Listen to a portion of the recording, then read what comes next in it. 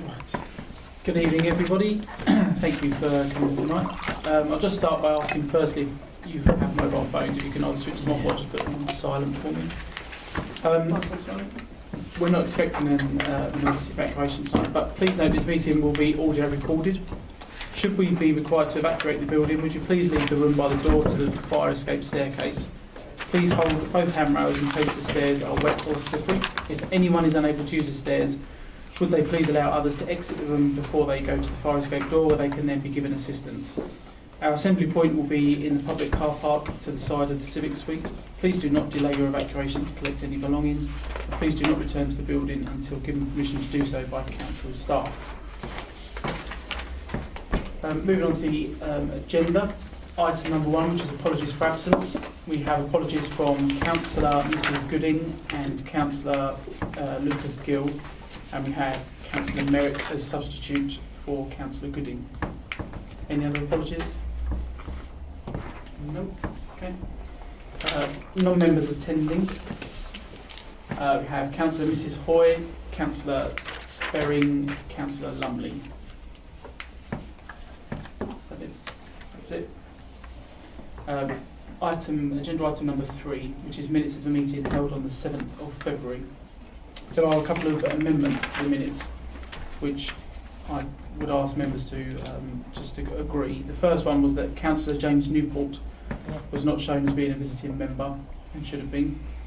The second point is that Councillor Lumley's apologies were not noted, which they should have been. Chairman, can I come in here, please? I also have an issue in relation to minute 18 and the statement that's made at the end of the minute, which says, members expressed disappointment that the portfolio holder of the community had not attended the meeting. This would be fed back to all the portfolio holders by the Managing Director. I need to speak to that because I just wonder how accurate that minute actually is, that comment. I listened to the recording of the meeting and I heard the voice only of the chairman on that recording making statements about my having been invited and my failure to attend either this meeting or the November meeting, and once again giving very late apologies, which is not acceptable. And you said more than that. Yep. Unless I'm missing something on that recording, I did not hear any other member speak. So should the minute actually read, the chairman expressed disappointment, is my question. But also, the chairman's statement is not a true reflection of the situation, and I need to put the record straight. I'd not been invited, it's the chairman's words, not mine, to attend either the meeting in November or February. Neither had I given apologies for either, extremely late or otherwise, because I simply did not need to. I do need to put the right misunderstanding that the members of this committee, fellow councillors and any other member of the public who listened to recording the meeting may now have. This is now on public record and does not reflect well on this council. I was chairman of Review Committee for 6 years, and I'm perfectly aware of the Constitution and the procedure for requesting the attendance of a portfolio holder at a committee meeting of the Review. I'm rather surprised the chairman did not appear to be aware of this procedure for his committee, which I can only assume led to his subsequent outpouring at the February meeting. A few days after the meeting, I did receive 2 emails from the Overview and Scrutiny Officer requesting my attendance as portfolio holder at this meeting tonight and the April meeting, both of which I replied to immediately that I would be attending. Thank you, Chairman. Thank you. My comments would be that I did say that. I wouldn't call it an outpouring, personally. I think it was very disappointing that you didn't attend that meeting, and I was only told about it the last minute, and I understand that your apologies were given only the day before. Chairman, you're not hearing me. I did not give apologies, neither should I have needed to, because I was not requested to attend the meeting, which is the procedure according to the Constitution, and your officer would and should be able to confirm that to you. Subsequently, following the action taken from that meeting, the Managing Director has spoken to portfolio holders but he has also been made aware, if he was not already aware, of the correct procedure for requesting attendance. It's not about an invitation, it's a request of attendance from your proper officer. Well, I was advised that you were invited to the meeting and that you had given apologies. So my comments were accurate based on the facts that I was given. And if you want minutes to be changed to they are comments of the chairman, then I'm happy for that to be recorded as so. Chairman, I do want to come in here because I think it's only right and fair that I do. At pre-meeting, which of course Councillor Lumley is completely aware of, there were a good proportion of the committee did express their disappointment. And in that sense, I'm sure we'll all back up the chairman for having said what he said. I can also recall, and I won't finger an individual member at this point, but I didn't need to listen to the recording because there was one member who was in the course of the meeting was extremely critical of the set of circumstances that had arisen. So I'm sorry, Councillor Lumley, I will defend, and it's on the public record, I will defend that the chairman did so with the majority support of the committee, and there was at least one other member who spoke critically during the meeting. Thank you. Obviously, we were going to amend the minutes to include your apologies. Are you saying that you are not happy for apologies to be I made? do not need to give apologies to a meeting I have not been requested to attend. Okay, thank you. Right. Members, the minutes need to be amended to reflect just one point, which was Councillor James Newport not being shown as a visiting member. Are members happy with that? Yeah. Yes. Thank you. Item number 4, declarations of interest. Anyone have any declarations of interest? No. And agenda item number 5, which is the... Sorry, I was a bit late indicating there, Chairman. I probably ought to declare interest in that act for a number of builders within the district who do use building control services. Okay, thank you. I should have taken advice on this earlier. It's not particularly a financial one, it's another interest. Okay. Agenda item number 5, the Community Safety Partnership. We have attending tonight Councillor Lumley, Portfolio Holder for Community, Louisa Moss, the Director of Community and Housing Services, and Inspector Fergus Caulfield of Essex Police. As members and guests will be aware, the meeting for this item has been restricted to 30 minutes because it does have a tendency to often go on a bit if allowed. Members have been given a report which we've had a chance to review. Perhaps I could just refer this.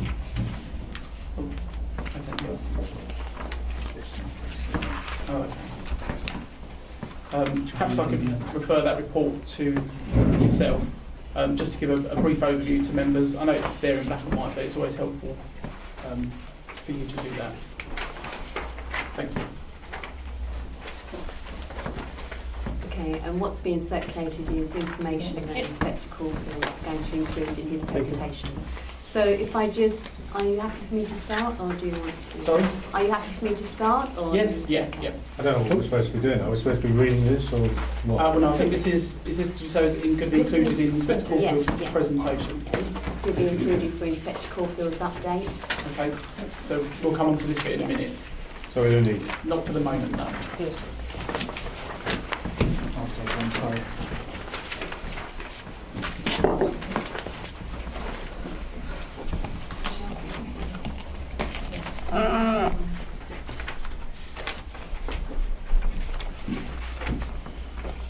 Okay, so the purpose of the report, as detailed, is to really note the progress of Roche's contribution towards the Joint Community Safety Partnership Action Plan, and for members to comment on the partnership's proposal to carry forward over the next 12 months the 3 strategic priorities, which is safeguarding vulnerable residents from harm, ASB and inquisitive crime.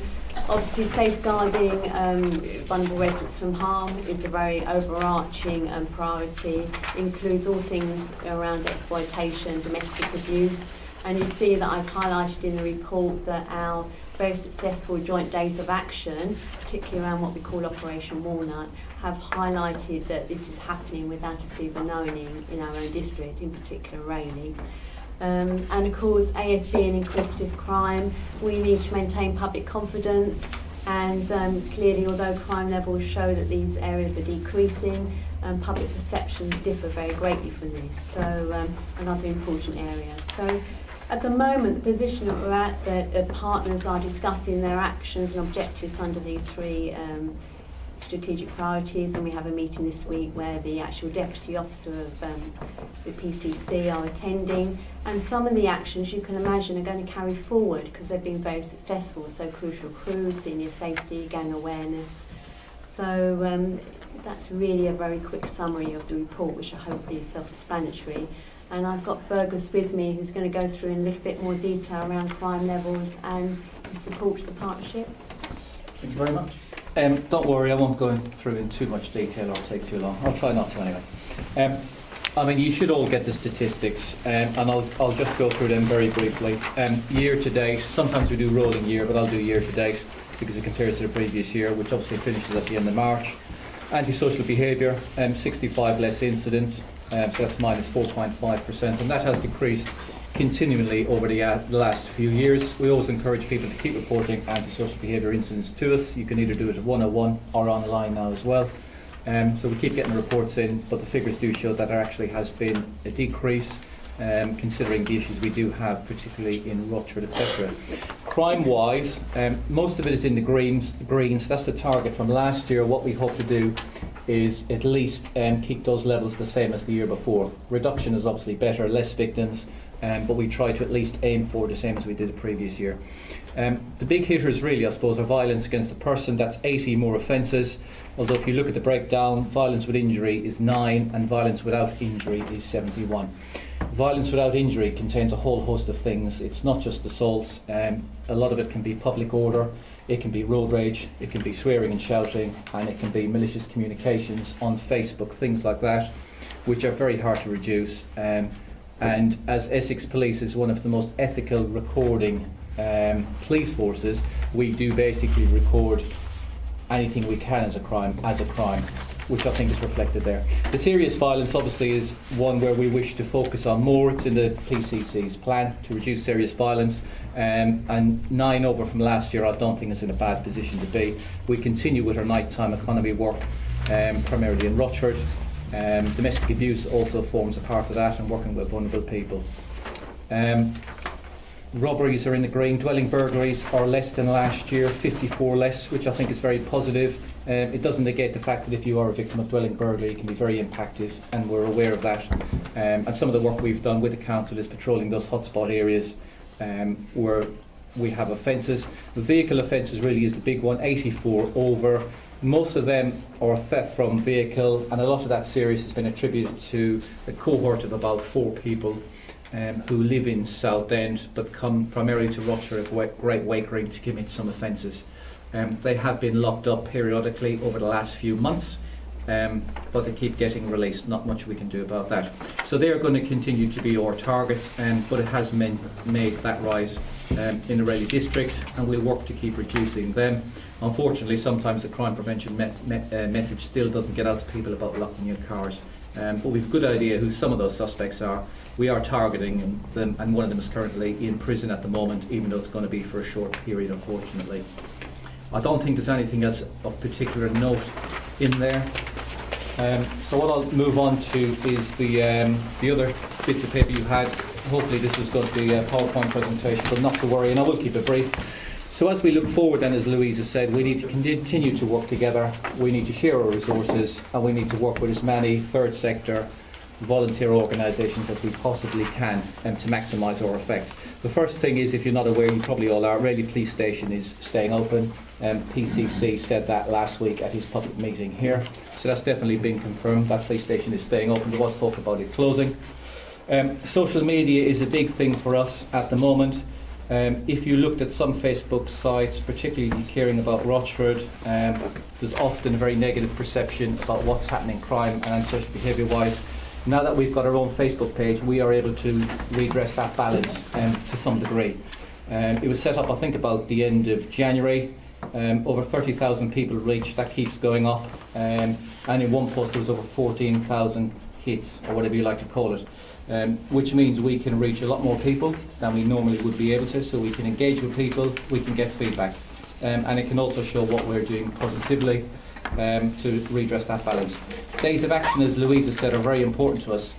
And the operation that we ran in Rochford before Christmas, when there was a lot of issues, Christmas the year before, when there was a lot of issues, is featured in the HMIC report. HMIC, if you don't know, is Her Majesty's Inspectorate of Constabulary. So they come around every year to the police force. They look at the effectiveness, the efficiency, the leadership, how we protect vulnerable people, which obviously then links into the CSP plan.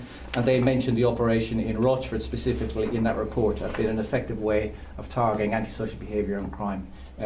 It doesn't mean there aren't issues. It doesn't mean that we don't have to continue that work with people, get that intelligence from the community, get information through Facebook, being out there on patrol, doing surveys with the local council over there to get CCTV, etc.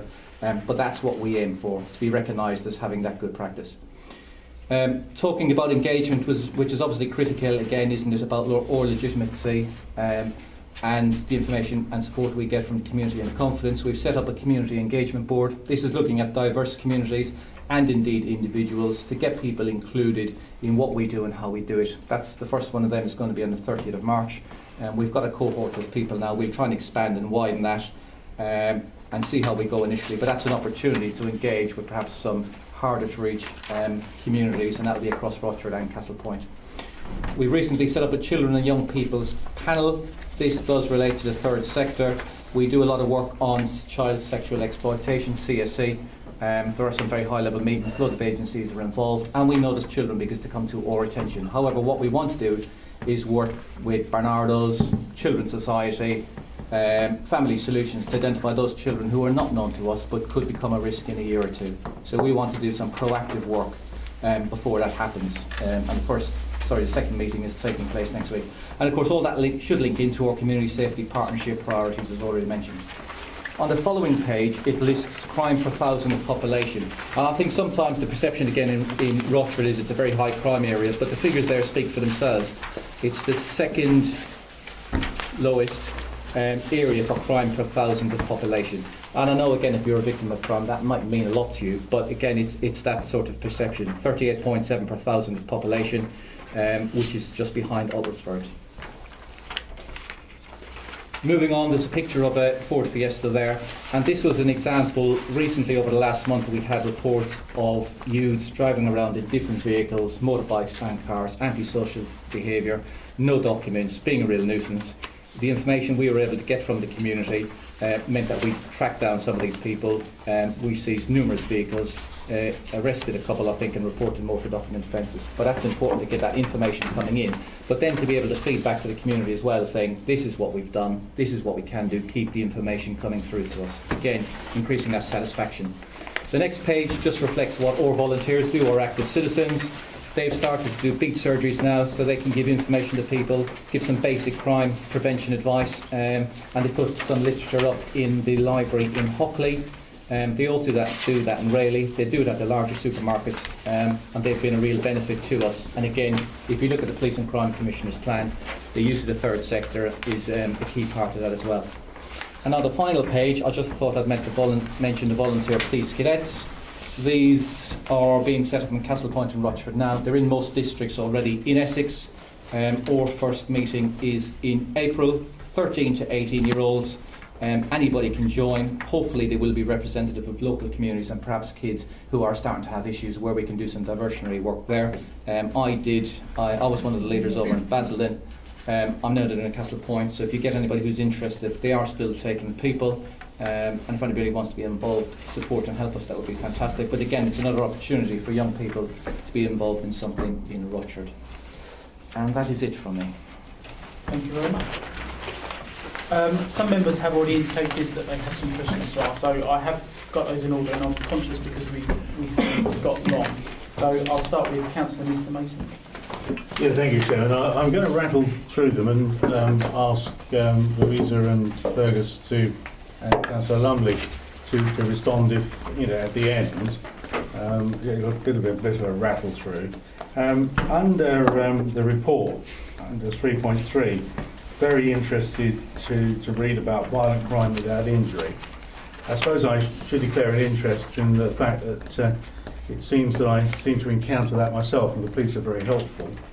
The most help I've actually had is to record what has actually happened and what's happening to me, and keep that for an opportunity. If there's a proceeding of any sort.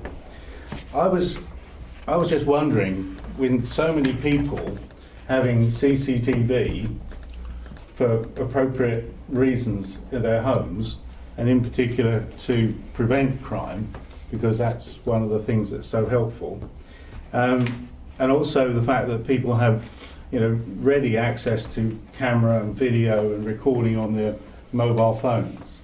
That if somebody does encounter one of these public order type offences or harassment offences, then it's very easy for a resident to protect themselves by simply turning it on, and that makes it very, very easy for people to deal with when it comes to a dispute over what happened. And it's a bit like, to me, it's a bit like fly tipping. We've gone out to the public and we've warned the public that if they're caught fly tipping, this is a deadly serious thing, and it will cost them money, and it will damage their reputation. I wonder, around these sort of issues of, as we call it, violent crime without injury, which is often public order, whether we could equally encourage the public to seek to protect themselves by the simple things that they've already got in their hands. And in that way, if people are aware that if you go around doing this sort of stuff, it's more likely to get recorded than not. And if it's going to be recorded than not, then there's a greater chance of them being, brought to order for what they've done. I'll leave that with you, Fergus, probably to respond to in a minute. But my next question was about under 3.7, why have we only got 3 targets? And I don't quite understand why they're fixed for a year when things are so variable. So maybe Louisa could comment on that. In terms of the survey of residents, this report doesn't tell me how many residents participated in the surgery and the survey, and how many of those were online completions, and how many of those were completed in other places, like engagement events. The other thing I have to draw your attention is, in the report we've developed a new crime, and I don't want to sound too critical, but we've developed the inquisitive crime, when in fact we meant in a number of places the acquisitive crime. I am guilty of being inquisitive. So I'm afraid you've got me bang to rights. It's actually recorded, and I'm sure that's not what we meant. So I wonder, Chairman, if I could ask for those questions to be answered. People protecting themselves, anything people can do to protect themselves and reduce the chances of them being a victim of crime is obviously very positive. The reality is, though, with some of these incidents, most of them are actually probably quite spontaneous public order, and they could be over within a few seconds. If you think about road rage, 2 cars, often happens, somebody swears at the other person. Some people do have dash cams, but the other reality is that actually after somebody reports it, and sometimes people report it because they're worried the other person will report it, then they generally lose interest in anything happening with regards to a prosecution. So it's very difficult, and generally we have an uncooperative technical victim. So yeah, I would say if you can protect yourself, then do. I mean, we have CCTV literally, I think England is probably one of the countries with the most CCTV. It doesn't necessarily prevent crime. It does sometimes stop crime in some areas. It does help identify people sometimes, but it certainly won't stop everything. So yeah, people should use whatever facility is available to them, but it's a very difficult one, very difficult. And interestingly, the Peace Crime Commissioner at his meeting on Thursday actually, was a big fan of people uploading their information onto 101, recorded information. So it just concurs with what you say you could use if people thought they were going to get, caught that way. So he was actually keen for people to upload information via online 101 recording. The question about the survey, Yes, how many residents and just through on what the channel? survey, there was 279 respondents, and they were predominantly all online. There was less than 10 actually that actually came back through engagement events, and those big ones are like Senior Safety Days and Crucial Crew, so they're predominantly all online. So, there's work to be done around engagement events, but that's all online. Okay. Could I just return on the violent crime without injury issue? I've listened carefully to what they had to say, and it's helpful. It confirms the view that says you can protect yourself. But we have, as a council, and I've thought as a CSP, it might be something that a campaign could be run on, to just remind people that, if they're going to behave badly, and I'll just leave it in those terms, that there is a fair chance, one way or another, they might end up on video or recorded material. And that simply may just simply remind people of the set of circumstances that might apply to them if they behave inappropriately around people. And it's particularly so when people are known to do that. And I know of people who, when they come to anywhere near me, I know that I'm going to get a stream of abuse. So if I've got my phone in my pocket, I just turn it on. And I just get the feeling, the more they know that that's likely to happen, and happen by more people, it might just reduce. And I'll just leave that as a suggestion. Can I just say, you talked about 3 targets. The 3 strategic priorities, they're quite high level, and underneath those, as per last year's plan, we've got about 7 or 10 strategic objectives that underpin those, with then more detailed action. So I just really want to reassure you, they're not our only targets. We break those down into something that's a bit more meaningful for partners to deal with. Because, for example, safeguarding vulnerable residents from harm is enormous. It's like, where do you start? So there'd be an objective around domestic abuse, there'd be one around child exploitation. So you'll see, at a later event when partners have agreed all their objectives and actions, a much more detailed breakdown of those big 3 headings. Thanks, Sharon. Just a quick question, going back to Councillor Mason's comments about the survey. It does say there a more detailed breakdown is currently being drafted for publication. Do you know when that will be? It'll probably be over the next couple of weeks. The guys are looking at the moment why they're trying to make it much more visual, because what you've got there is not going to be meaningful. It doesn't really float anyone's boat. So they're going to make it much more visual with bar charts, and then we might even think going forward about survey how we might do that a bit differently. Perhaps ask us, questions throughout the whole year. Perhaps the same questions, but throughout the whole year. So we don't just do this bulk one-off that we do each year. So. Okay, thank and you it very will much. go on the website. Okay. Councillor Mrs Mason. Thank you, Mr. Chairman. Similar to Councillor Mr. Mason, I'm going to question on item 3.3, violent crime without injury. It seems to be a popular one tonight. Councillor Lumley, just a question that maybe you can answer. The main focus of safeguarding vulnerable adults from harm is obviously quite a wide gambit, and I wonder, with that in mind as a priority, have we given any consideration to policies to prevent cyberbullying? I can't see anything referring that, but it may be in the detail further down. Are there policies for that? So we don't have a specific policy in relation to that. Or any? The thing is, depending on what you do, it can be malicious communications or it could be harassment, so it is technically a crime. So I think if you've got a crime, then having a policy underneath it is probably, well, I don't know if it's needed, because you already have a crime there. so we can deal with that crime. Preventing that crime is obviously very difficult. It is the prevention that and you I'm have to concerned look at, is a vulnerable person being targeted? Okay, we look at that in a certain way. But actually, sometimes, if you're being bullied on Facebook or whatever else, you know what you need to do. You need to delete that person, block it, and get rid of them. So there has to be a sort of a bit of a realistic perspective on it. Vulnerable people, there is perhaps a danger that it's not reported to us. But again, depending how vulnerable they are, if they need support, then those support mechanisms should already be in place by other agencies. And as I said, if it is a crime, then we will record it as a crime, and we will investigate it as a crime.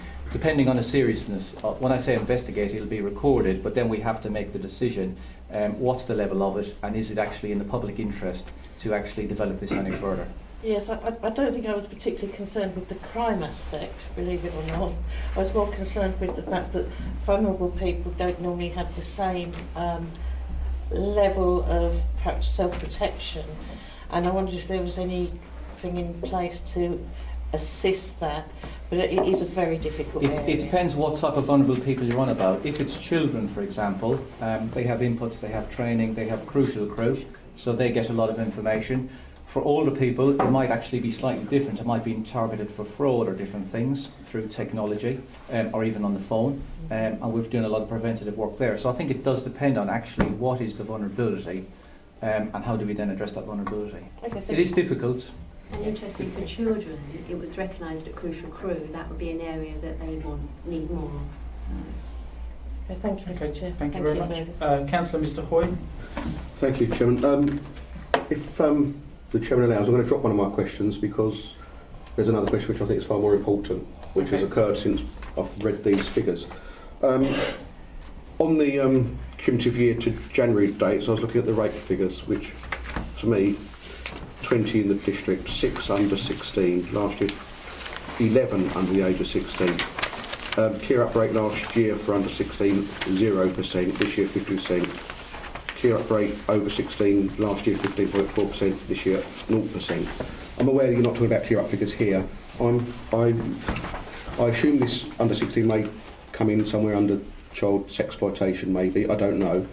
The over 16 obviously wouldn't, unless you're counting 17, 18s. I'm not sure how the age limit works there and if that would include it.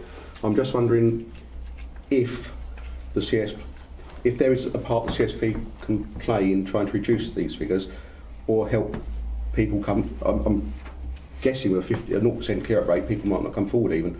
I understand that is an issue. Is there anything the CSP can do regarding this, with either helping people come forward, and maybe it's a question of giving evidence, I don't know, of these victims, which seems horrendous to me. I don't know how to ask questions beyond that. Let me give you some sort of clarity around that.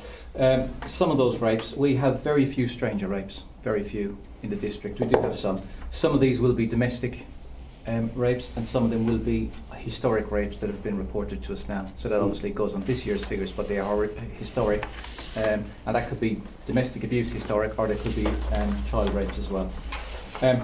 Under 16 could be statutory rape, so if you're under 16 you can't have sex, it's as simple as that. Or what we do in that case, generally if the male involved as well is under 18, I think it is, what we do is we record that as a crime, but we don't take any action because those children are about the same age. What we don't want to do is criminalise children for consensual sex, even though technically it's a crime. We have specialist departments that deal with that. Our child abuse investigation team deal with rape under 18 children, and our sexual offences team, now called ACET, can't remember what it stands for, now deal with rapes over 16. There's been some issues identified previously and the solved rate and the positive outcomes and getting people to court was discussed. And what I think we've now realised is actually sometimes we get a victim, and it might be historic, and they might be talking to us about a recent incident, but then they happen to mention a rape previously. And actually they don't want anything done about it. They're adamant, this is in my past, I've dealt with it, I don't want you to do anything because realistically we probably won't get anywhere. It's historic, there's no witnesses, and I just want to move on with my life. We have to record that, and what we did for a period of time was we tried to push that victim to say, yeah, you have to do something about this, we have to deal with the offender. And now I think the thinking is turned around to say, actually, let's do what the victim wants to do, within reason. Once there's no current safeguarding issues, once they think they've dealt with that properly, then actually it is right and proper to say, we're not going to push you to do this. You don't want anything done. That's your right as a victim. So that's one of the difficulties with the solve rate. And the other is sort of independent evidence. You will very often, and this is generalising, if somebody reports a rape, there's very seldom a witness. There may be some forensic evidence, but sometimes the suspect can negate that by saying, yeah, we did have sex, it was consensual. And it can be very difficult. The Crown Prosecution Service generally only want to prosecute things if they've got a realistic chance of conviction. Because otherwise they say, actually, it's wasting people's time, it's wasting the victim's time, it's wasting police time, it's wasting Crown Prosecution time. So we won't generally take it unless we've got a realistic chance. So that's some of the clarity around it. I suppose from a partnership point of view, we do quite a lot of preventative work around sexual violence and domestic abuse, and also we do quite a lot of preventative work around missing children or vulnerable young children. And Fergus and I were only talking earlier on about new local groups that are trying to catch children very early, and I'm not saying that's right, but these are people that can be very easily exploited if we don't catch them early. And a lot of the rapes are by what we call named suspects, people who are not a victim. Obviously it doesn't make it right, but it's trying to sort of reduce that gap. One of the things we're doing on Facebook now is every weekend we put a poster up about domestic abuse, which sometimes does link to rape. So it can help people every weekend when we get higher levels of domestic abuse and sexual assaults, they can look at that and say, oh, actually, perhaps I need to start doing something about my situation now and getting out of that. I think it's a difficult one for the CSP. We can do things, as Louisa said, with young children. Nighttime economy is another one. Drugs that are sometimes used in nighttime economy, providing a positive presence there. We've been trying to get straight pastors without success. We're now looking at possibly buying an SOS bus so that can be deployed in the area, or actually just setting up a tent in the high street at Rayleigh at night with some chairs, with a first aider. So females who are drunk and vulnerable, taxis mightn't take them, they have got somewhere to sit and they've got somewhere to be protected. So I think we can do, little steps like that actually might make a difference. Okay. Thank you. We've got another question. And just I'll go to the other question, which was completely different. Sometimes you think they're a bit trite, the questions we ask, when you have something like that on there. 5.13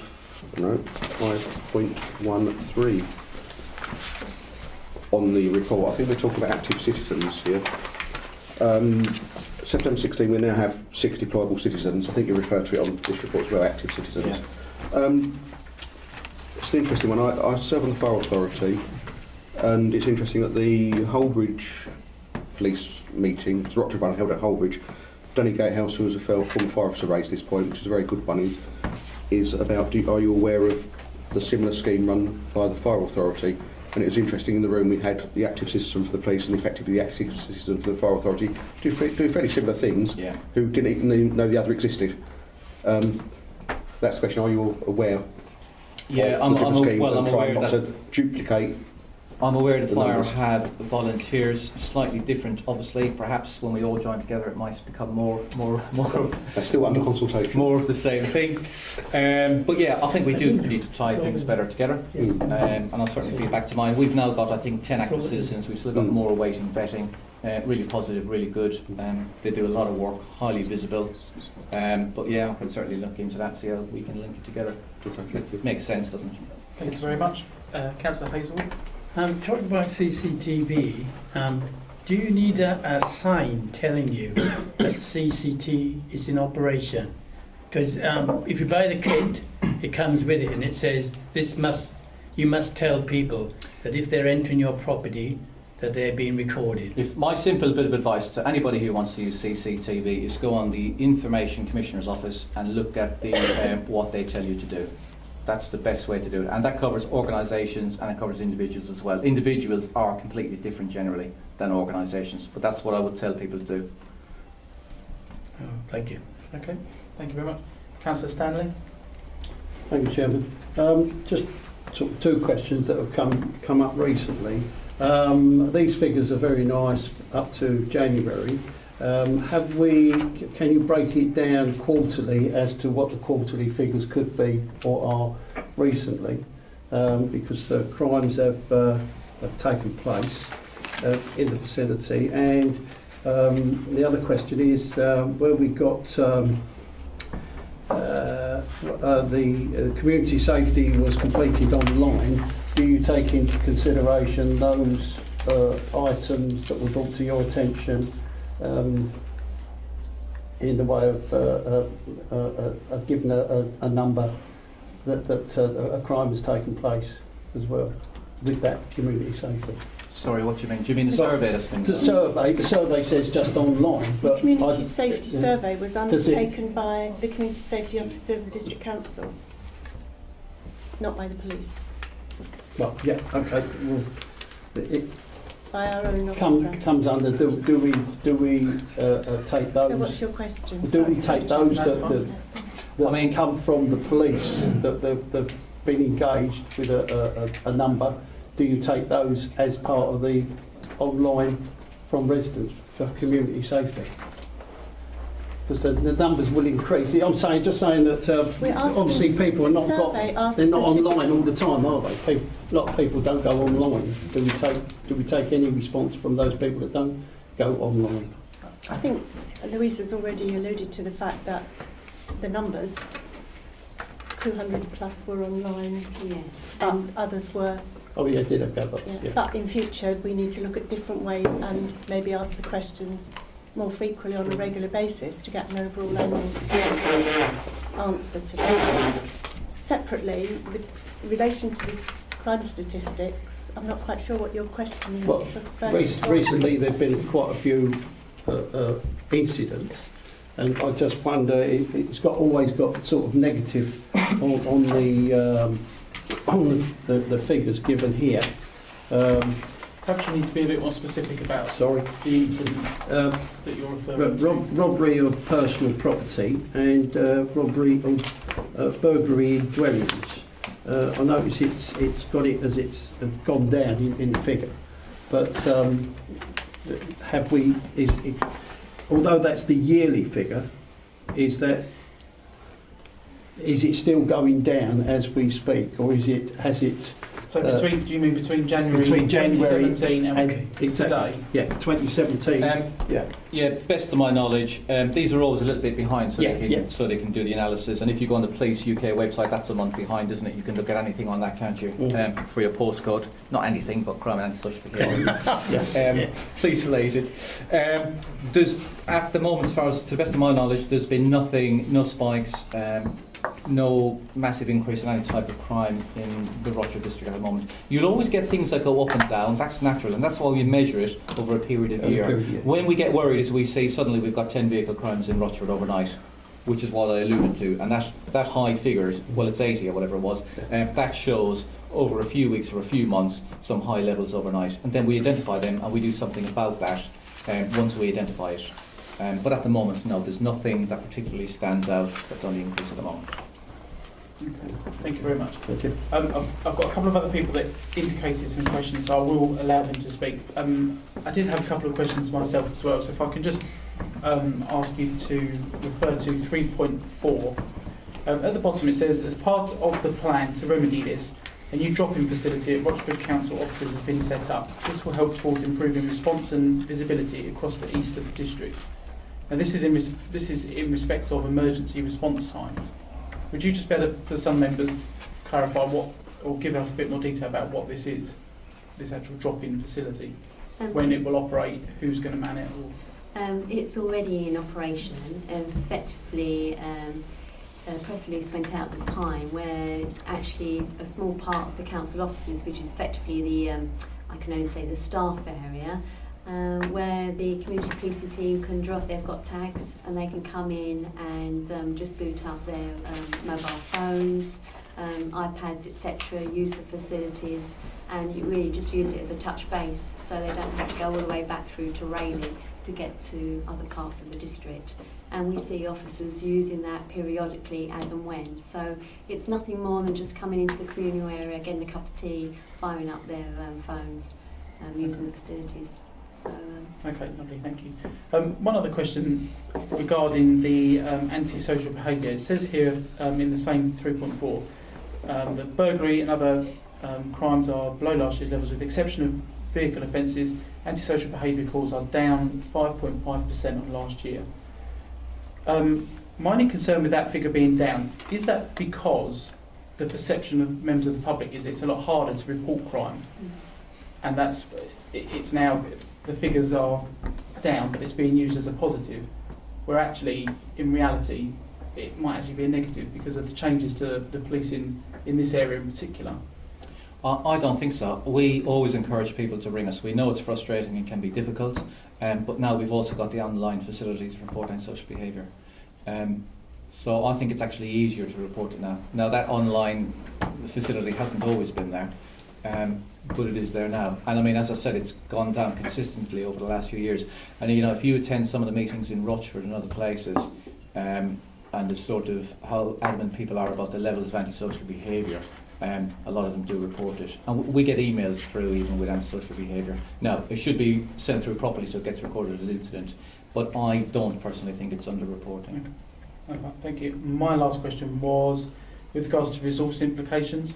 Obviously, we get the funding from the Essex Police and Crime Commissioner, and the figures are there for the current year and for the next year, 12,337. I just wondered, is there any way, perhaps in the next report, that there could be comparisons included in there for the benefit of members with other areas, how much they receive? Yeah, of course. Yeah. Just to see whether or not we are in line with other areas. Yes, we're in line with Castle Point, which is obviously our joint one. Yes, obviously I can find out from you how they work that out because it's per population. Because we have figures for how many crimes have taken place in other areas, but not how much money they receive. Yeah.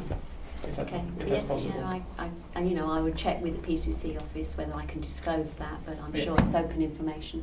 Okay, lovely, thank you. Councillor Dray. Thank you, Mr. Chairman.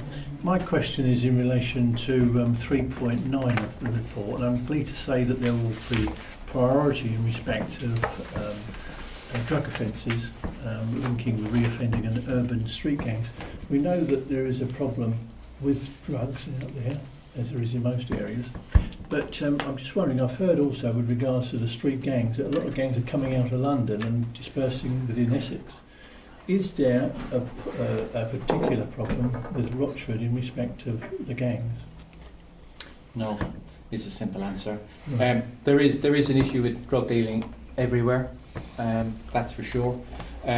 The drug gangs primarily operate, they go through Grays, they go into Basildon, they seem to skip Rochford and Castle Point to a degree, they're obviously going to be there somewhere, and then they go into Southend and it's prolific. And the issues that they've had over there with street violence, murders, stabbings, etc. have been, I suppose fairly horrific is probably the word to use, and they are now well sort of integrated in those communities dealing drugs. I think partly the issue that we don't have it as badly is because it's localised dealing that's probably been set up for quite a period, but we've also undoubtedly got less drug users and hard drug users, and that is the thing. If you haven't got a market, you're not going to go there, are you? There will be recreational use of cocaine. Cannabis is a big thing. Everybody who's over 15 seems to be smoking cannabis. Seems to be a great thing. I don't know why. They seem to be smoking cannabis, but that's mostly localised drug dealings. And when you think about the issues we had on Canvey and the shooting last year, which was linked to drugs, they were all local people to Canvey. So I'm not sure exactly why, but I think it's a mixture of reasons. Localised dealing by people who live locally, less demand for it, less money to be made, and they go into those areas. We do have a dedicated gangs unit under Operation Raptor. One of those teams is based at Rayleigh, so they do cover Castle Point and Rochford as well as Southend and Basildon. Force-wide, we've done a lot of work with the Met, who are obviously sort of fairly expert on gangs, and they do give us assistance, because those people who cause issues in Basildon and Southend also cause issues in the Met. I think it's something we certainly have to watch. We do sometimes get reports of people coming through, technology we use such as the automatic number plate recognition, and it's something that's very firmly on the radar organised crime groups and the serious violence that goes with it, of course, for Essex Police. But at the moment, I would say it's localised dealing. That doesn't cause us usually serious street violence, and it is about us getting that intelligence from the community, doing as many warrants as we can, and sort of getting those people off the streets when they street deal as well. Thank you very much. Two final questions, one from Councillor Hookway first and then Councillor Cooper. Yeah, just like to do a little follow-up on the answer you've just given. It's the street gangs and the drugs issue in particular. How you're saying how it's sort of coming out mostly up the estuary from London. Is that related to particular communities, particular types of community, and is it related to specific communities? What I'm saying, coming from London. Do you mean ethnic communities, or Yes. a lot of it's Somalian? Seems to be Somalian based. Yeah, so a lot of it is.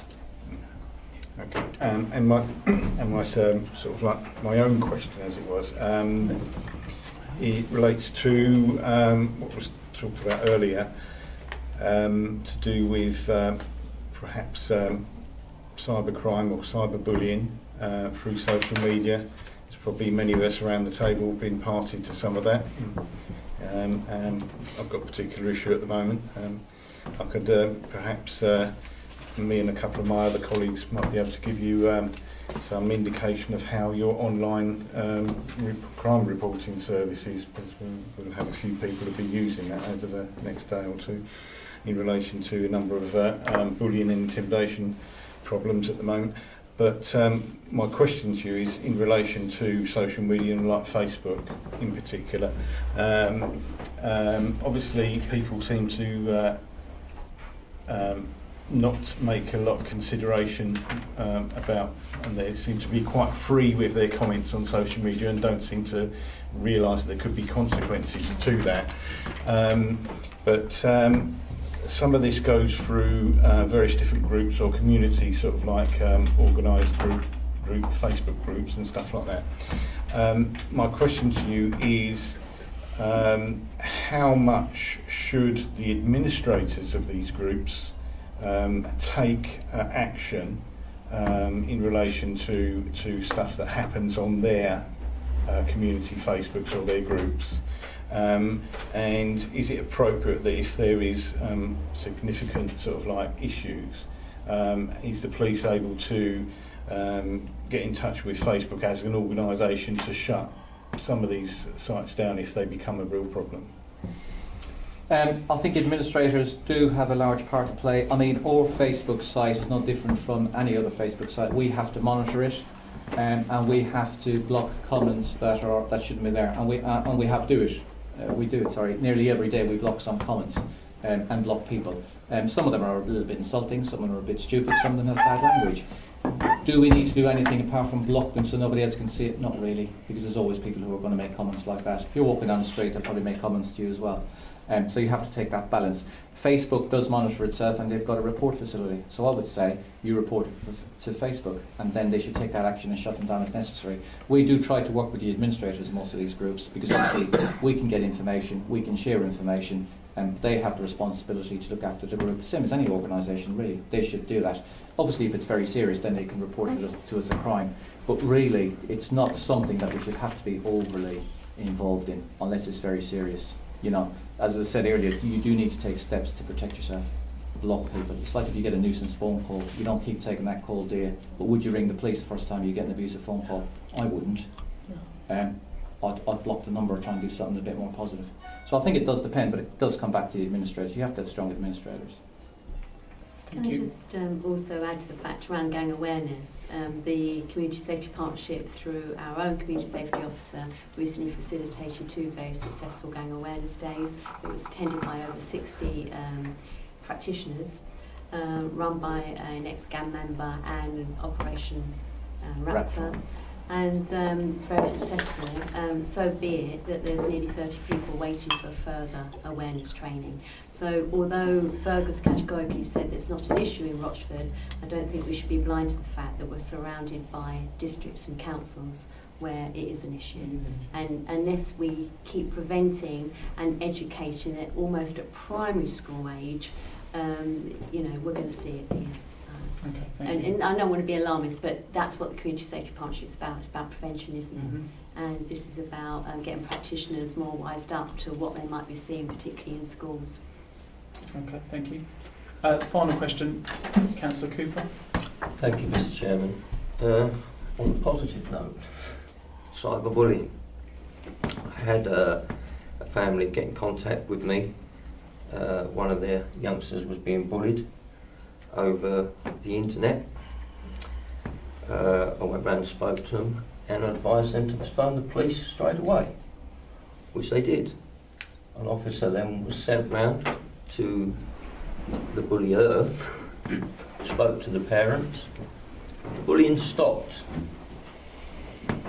Could you, on your Facebook page, make people aware that it is a criminal offence to be bullied online? Because these people didn't realise that it was a criminal offence where the young person was being bullied, and until I drew their attention to it, and then they contacted the police.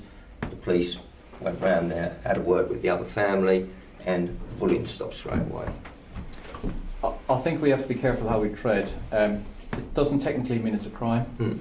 It depends what actually you say. And of course, malicious communications is older legislation, which was usually to do with letters or phone calls, but it still applies. It's a message that's being sent. If we put that message on, would it then open the floodgates from hundreds and hundreds of people with sometimes, and I don't want to demean people, but relatively minor issues that we don't have the resources to deal with? That's what my fear. I think it does come back to education. I think it does come back to parents looking after their children and what they do on Facebook and social media. It comes down to the education of crucial crew and things like that, and sometimes early intervention.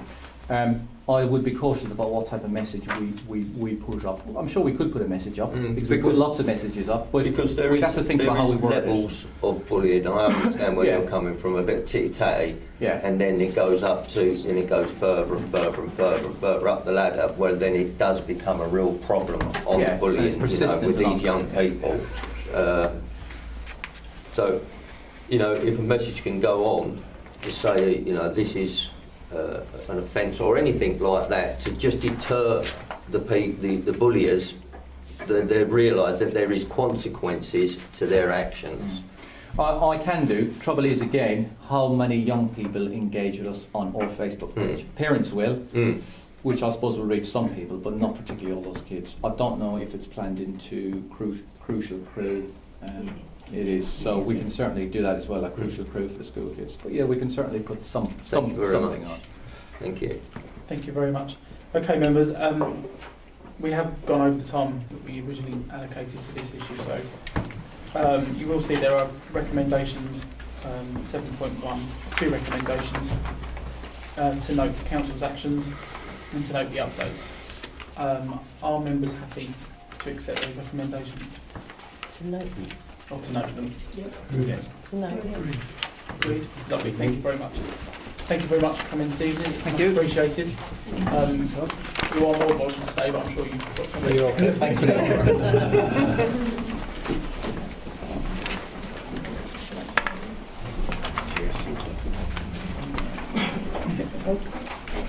Get the photo.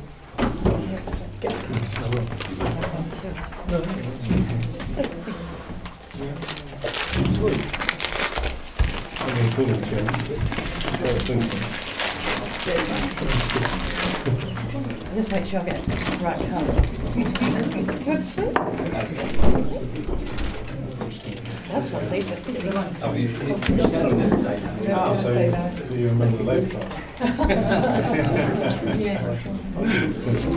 I'm going to be a Liberal now, or a Green. I'll be a Green.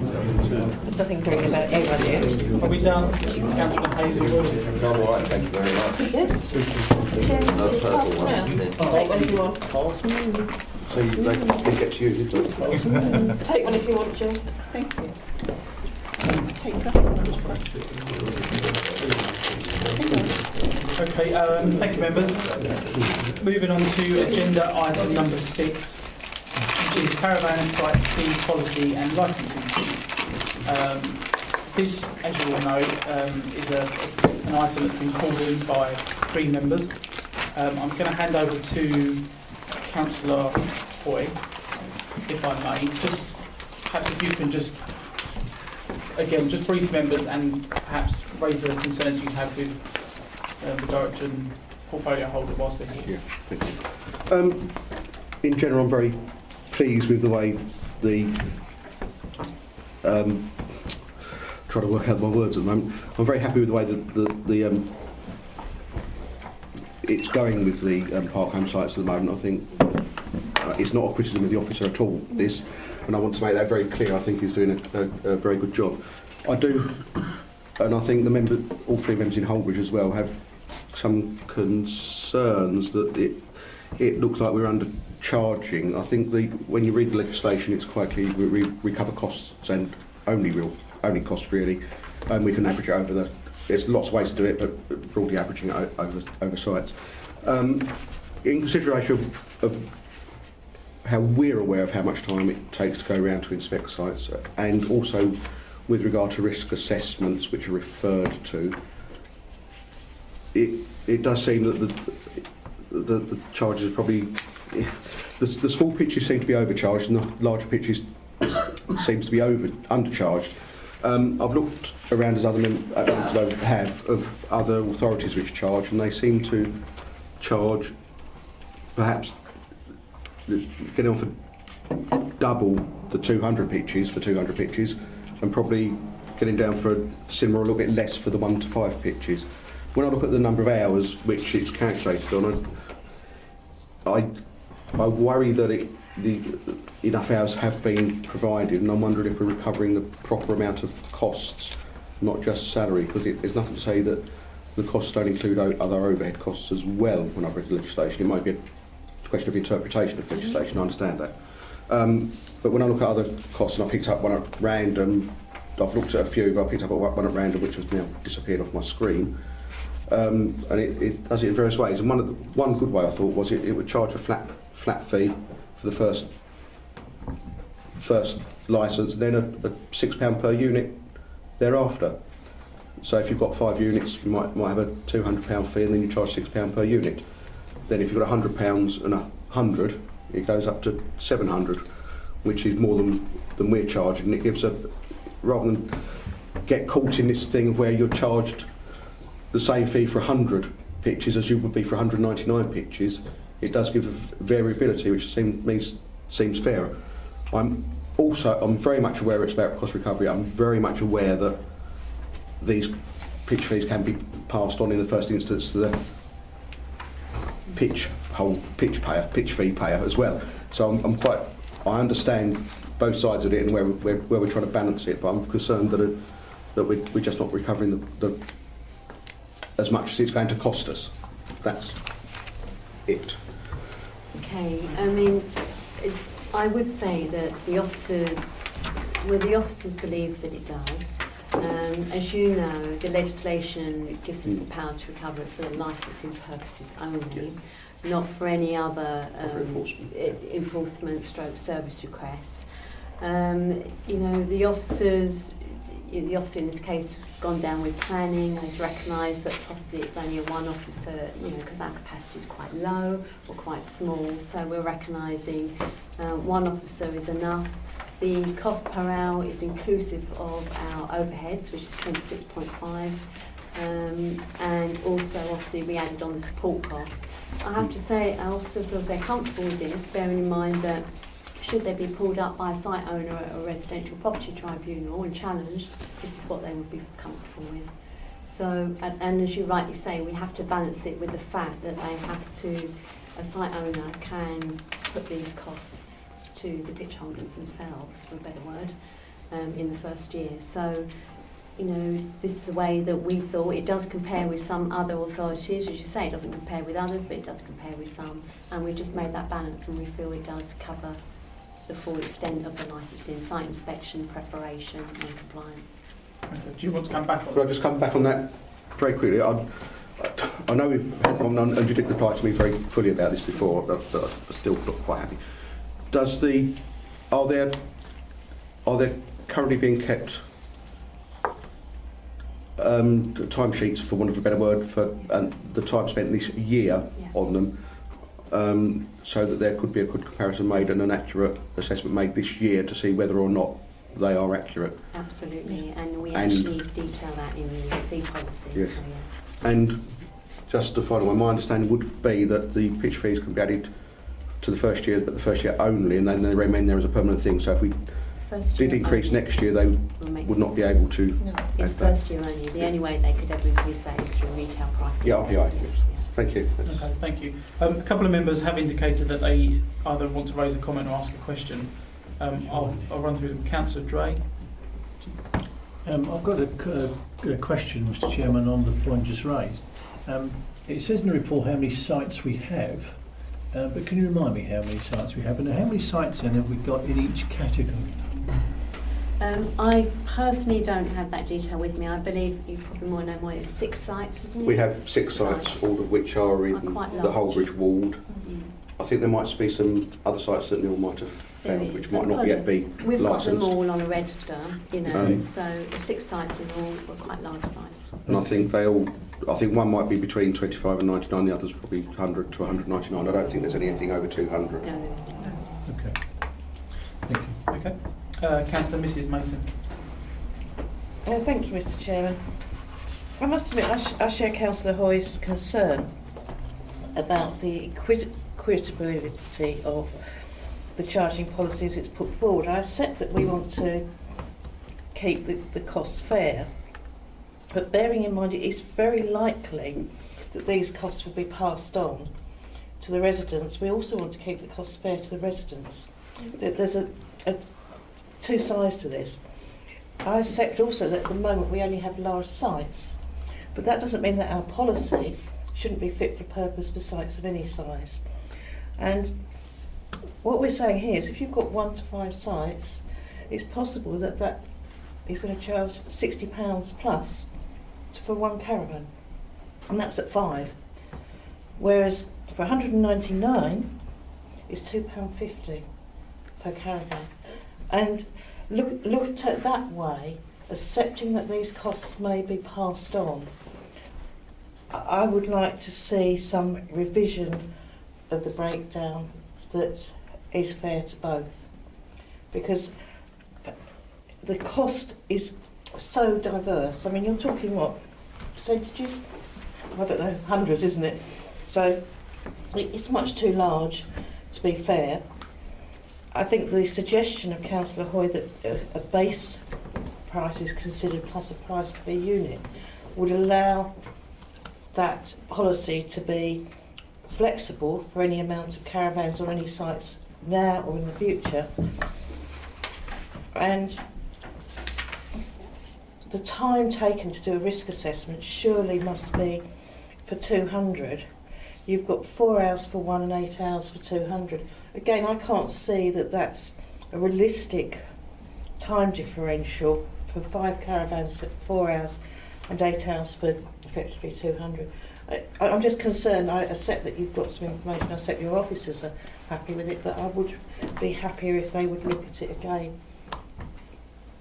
Thank you, Mr. Chairman. Okay, and Councillor Mrs Hoy.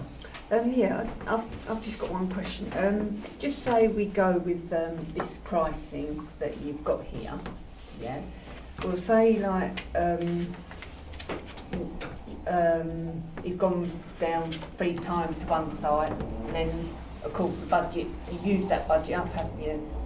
Yeah, for the year, you've used that budget up because it goes on like the amount of visits and the amount of times. If he's used up all his time, yeah, on the licence fees, yeah, he's used up all his time. Does that mean he doesn't go down anymore? So if he spent like 2 hours on an inspection and they need him to come down again, yeah, like residents want him to come down again because they're not happy with like certain aspects.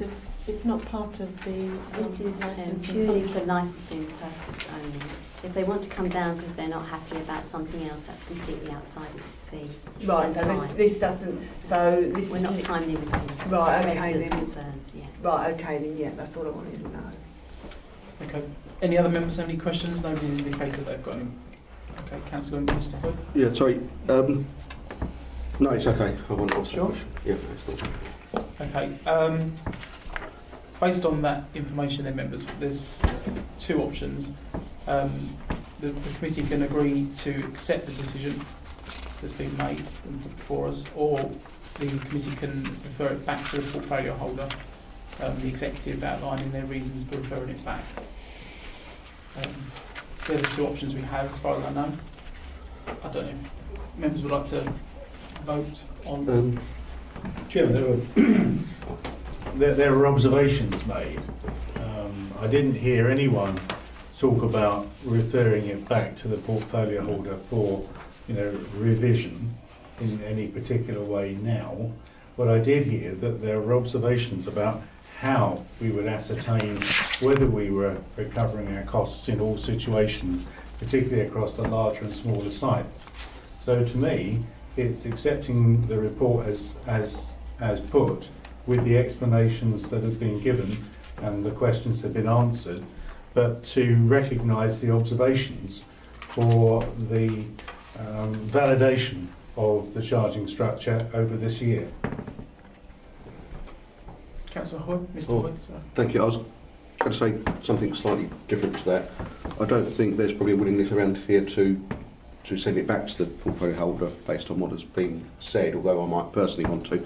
I think I'm pleased that there is detailed timing being kept, and I think the comments might include the comments that may have been made by the councillor who's spoken, to take that back up. Councillor Mason, Mr. Mason referred to it as a validation, or maybe regard it as a review for next year's pricing, that it may take account of the actual time spent to maybe a different pricing practice, taking on board maybe the per unit cost.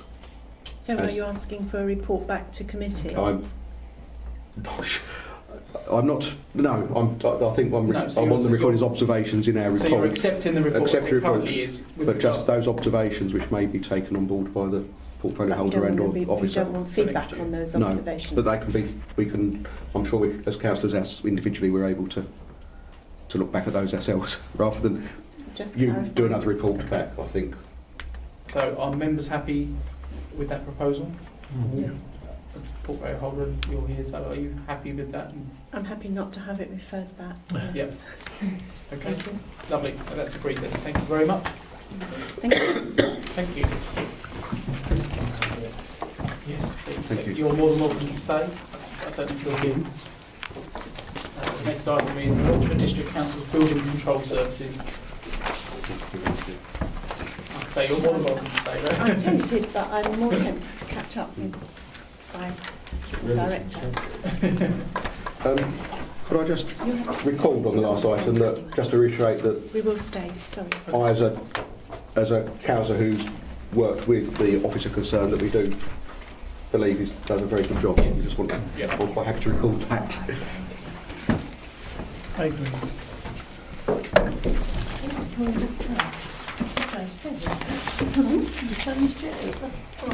Trying to get out of the limelight now for someone else. Was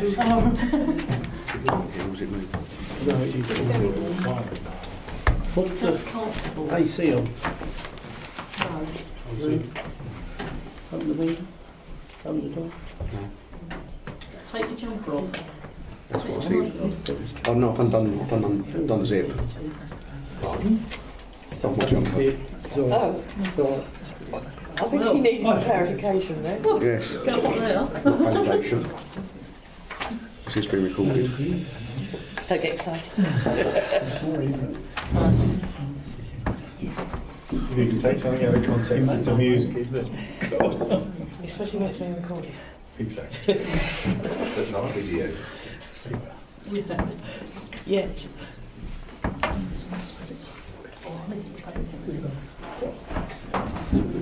I can't see you. So you think?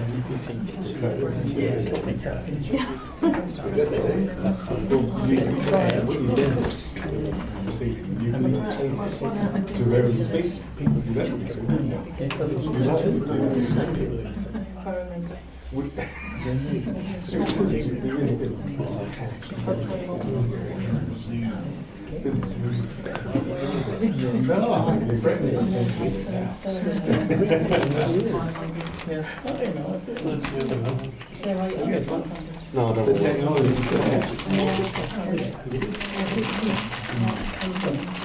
Dinah's sitting next to me. Friday sitting next to me, so very nice.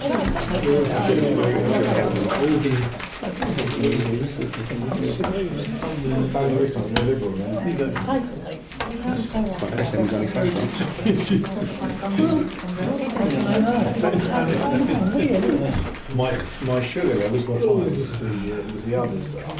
They didn't say your sugar levels. Just asked for a retest.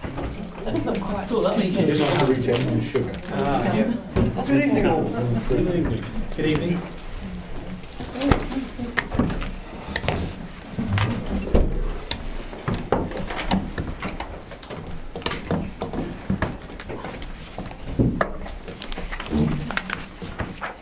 Okay, members, we move on to agenda item number 7, which is the delivery of Rochford District Council's Building Control Service.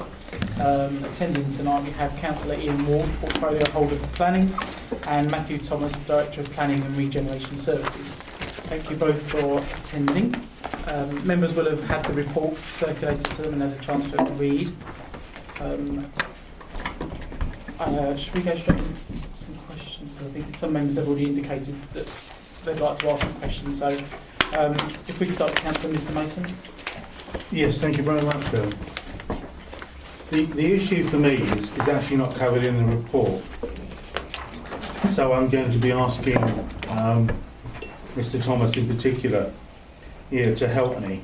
He set out in paragraph 219 what the budget is for building control for the coming year.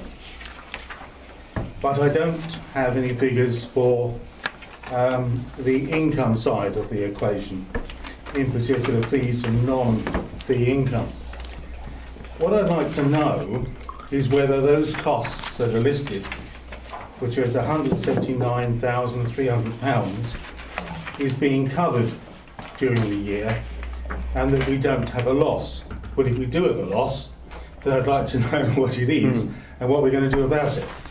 Yeah, I mean, I refer to the medium-term financial strategy, and I'll quote the figures for you from the income targets, the latest and estimate. So that is 246,700. So I can confirm that it would cover the cost of the service and has been covering the cost of the service. Okay, thank you very much. Do you want to come back on that, Councillor? Not at this stage, if I may. Okay. Moving on to Councillor Mr Hoy. Thank you, Chairman. Sorry, I lost my track for a moment there. Councillor Mr Mason normally goes on a bit longer. I'll say it politely. I reserve my case. Yes. I was concerned about the lack of detail in it, I suppose. I suppose often we complain about detail sometimes, but to me it had detail. I've been looking at building control when I was formerly chair of this committee, and I had extensive meetings with Amar Dave, the former chief executive, etc., about it, following it through. I will come back to your figure about the MTFS later. You have given a figure, but this report doesn't have any figures in it. You're referring to another report. I'm disappointed this doesn't have figures about the option you've chosen, and it doesn't give any indication of other options which may have been considered. This gives the impression you've only considered the one option, which was to carry on as you have been. Nothing in here tells me particularly you're going to change anything very much. You've changed a few titles. You've said you're going to try and do things. You said there's a problem with recruitment. You're going to address it. It doesn't give me much comfort that anything much is going to change from what has happened before. One of the big issues with Rochford Building Control is, and I declared this interest at the beginning of the meeting, I do act for a number of builders in my role as an accountant, and I have also meet lots of builders because I tend to have a drink now and then in pubs they go to and they approach me. And the most common complaint is we used to be able to phone up building control and they'll come out that day or the day after. Now it's 4 weeks' time, by which time it's too late. They will use a private building control firm because they're much better at getting out, not necessarily that day. I think that might not happen at all now, but it may do. But certainly not 4 weeks later, maybe the day or the day after. and that is one of the real big issues, and I can't see anything particularly that's changed. This has been going on 3 years, so it's not just now. And there's an instance where I phoned up building control for something in Holbridge where they'd been waiting 4 months for them to come out. So there is a problem there. And so the issue is why aren't other options identified here with costs and benefits beyond this one? How will you address the big thing, which is recruitment and retention, and why do you think it will change? Why is it going to work now, beyond you being here and you weren't here before? And then finally, is the MTFS, is that income against salaries purely as a profit? Have you accounted for any overhead costs in there, such as building costs, etc., insurances, and so forth? Thank you. Okay, there's a number of questions in Yes, there were. I think there was 3. I mean, the way the report is written, as far as I know, it's been on the agenda for the review committee for a while, and obviously there's been other subject matter that has been discussed or put forward before I was here, and over the last 3 years related to an Essex-wide service and all those kind of elements of it. So where I have joined the service and looking at the service going forward, I know that more money was allocated to look at the building control service and take it forward. So my remit was to look at that and take the service forward from that point.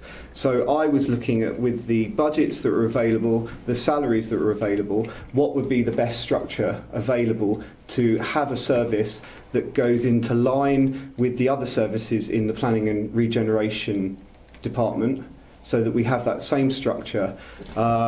What building control has been lacking, and I take that point, it has been under-resourced though in the previous couple of years, and it hasn't had that management structure in place for at least the last year and a half, some caused by sickness, but it hasn't had that in place. So, and it hasn't had the management in place at the level that I want to put it in within that structure. So to have a building control team leader who organises the fees, who organises the 2 senior building control officers and takes on board all the elements of delivering that service, we haven't had that in place for a number of years. So probably going back to when people considered the service to be a good service delivered, that's because it had a specific management structure in place, albeit that it was larger than what we have available to us at the moment. It still had that management structure in place. And what I want to put in with a team leader, and that team leader will be tasked with a number of strategies and objectives when they come in to ensure and put forward a service that can be rebranded, marketed, and try and increase that market share, and obviously try and get the service back from the people that you have suggested have gone to the approved inspectors over the years because they haven't been able to get the service that they had previously from Rochford Building Control. Okay.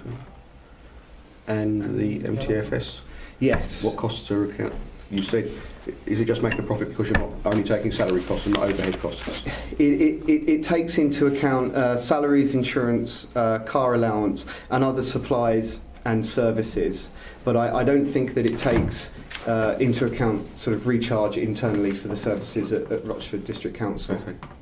Thank you. Could I just have one follow-up to that, which may be to the portfolio holder as well, or maybe not.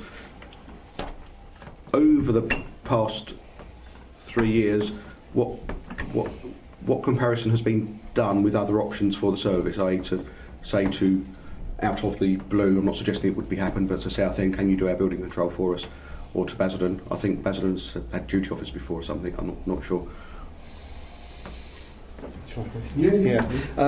I mean, as far as I'm aware, the options that were looked at were that Essex-wide service, which at the end of 2016, sort of Colchester realised that most authorities didn't want to sort of buy into that shared service. So my knowledge of the service is that then Rochford then committed that extra resource to look at their own building control service. So the advantage of that is building up a service and providing a quality product again that Rochford can deliver. Yes, potentially there could be other options to look at, but as far as I was aware, what is on the table at the moment is, and with the remit given to me, was that we have this budget and we want to grow the service. The other options are not there as far as a shared service was concerned. So that was the option that was on the table, and that's the option I've taken forward since I've come into the service. What may have happened before and debated, I'm not completely sure myself.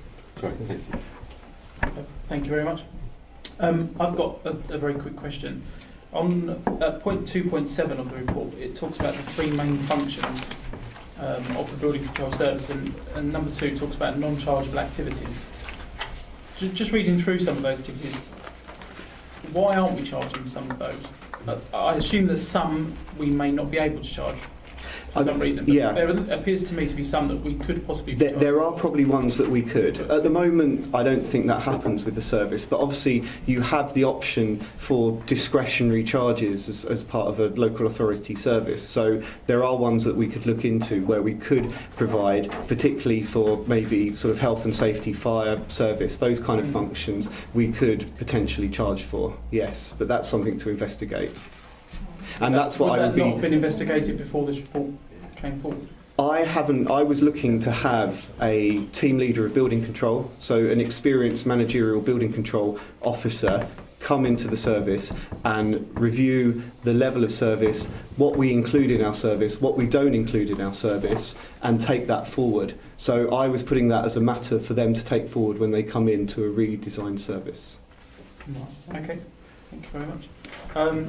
Councillor Dray, you had a good question about expanding it, I think. Yes. I don't know if it's a format to mention it, but I'll mention it nonetheless. Councillor Hoy touched on what I'm going to say.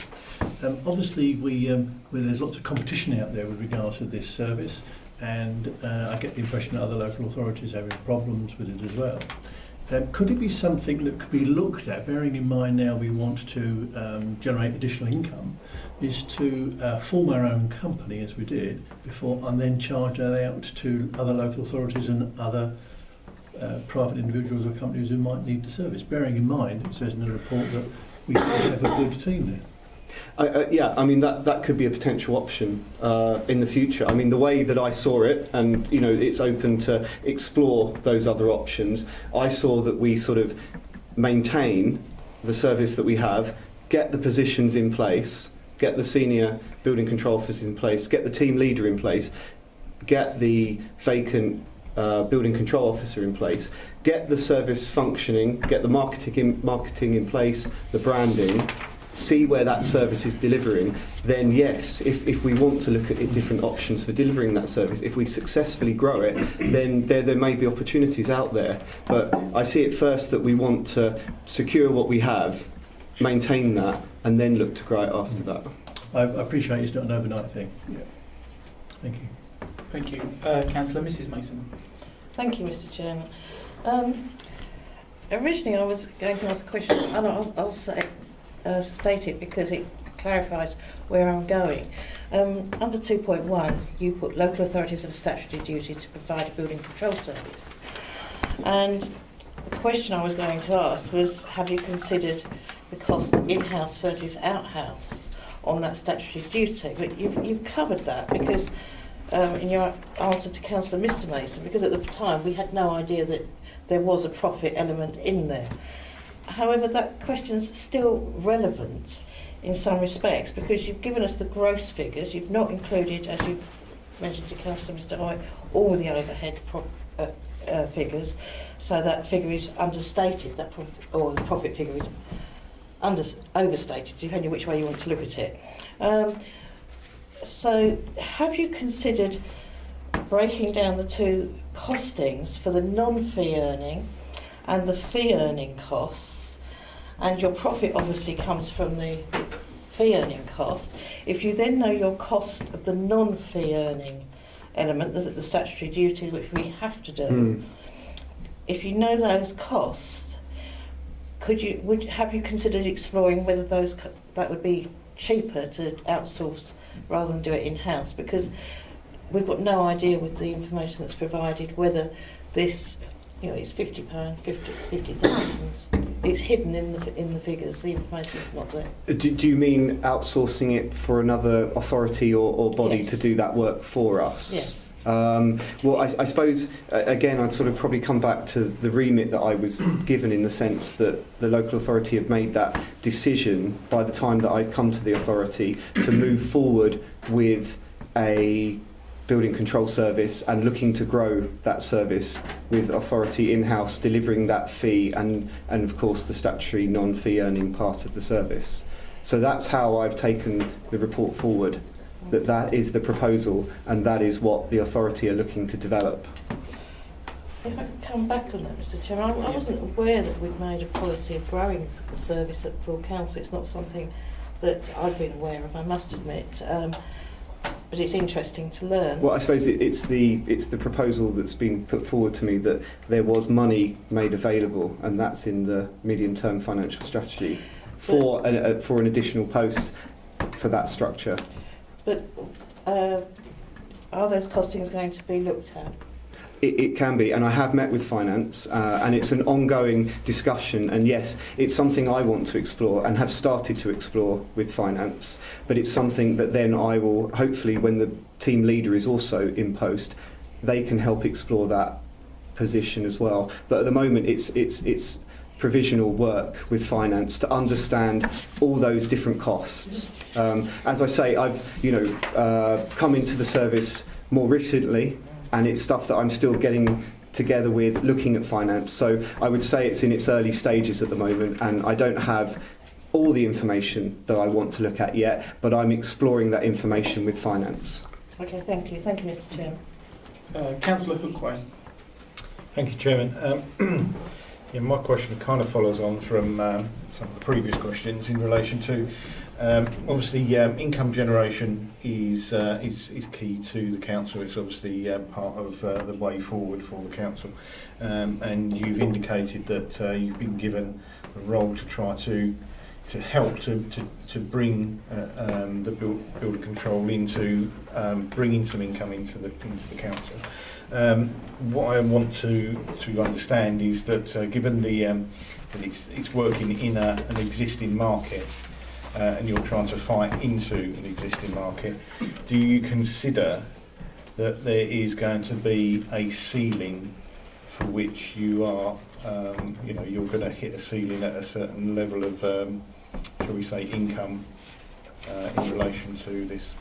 I suppose there's always going to be a market share that you get, and if you can increase that market share, then that would be the intention of what we'd like to try and achieve over that time. As I said, at the moment the first objective is to maintain what we have, and then look at ways of marketing, branding and improving that service, but to sustain the level of resource that we have available, so that is working efficiently under the management system that is proposed to come into place.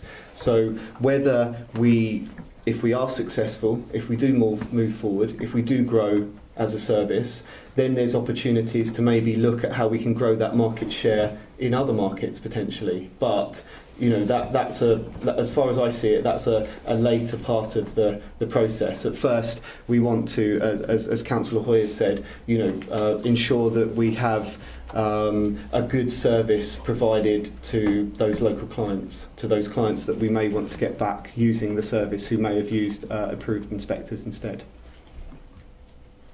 Is that okay? Thank you. Thank you very much. Councillor Stanley. Thank you, Chairman.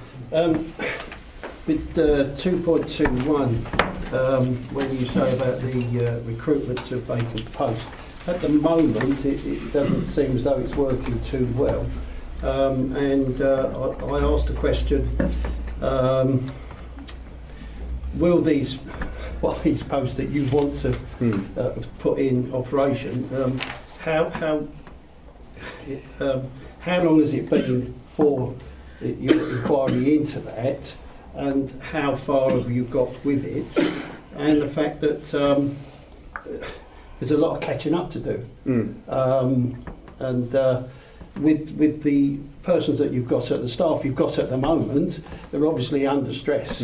I mean, everybody knows they're under stress at the moment, and how long is that going to be on the agenda? Yeah. Well, at the moment, those vacant posts, the adverts need to go out. So I've only just had the job evaluation, the posts agreed, so they need to go out to advert. So I'm hoping that's going to happen if all proposals are agreed in the coming weeks.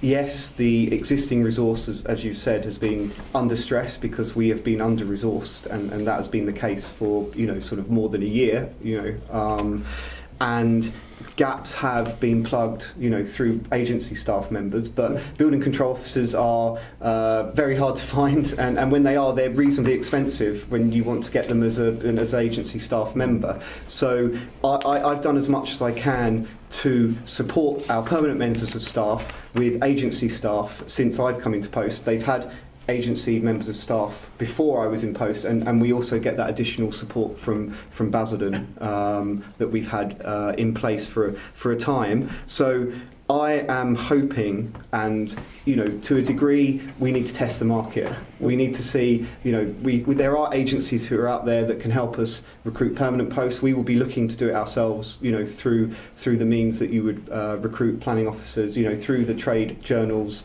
Hopefully, it will be an attractive post, and someone who wants to come in, whether that's existing staff or someone coming in, I'm not sure what it will be at this point in time, but I will know more in a couple of weeks, hopefully, when we test the market. And I know from agencies that they have had interest, that they've tested the market for us and said that there are potential people who may want to come to Rochford to do this post because they, looking to put their mark on a role. So at the moment, I can only hopefully look at it positively, that we will get those permanent posts in place, and we won't have to have agency staff members in place, which is obviously a much more expensive option at the moment. So, thank you.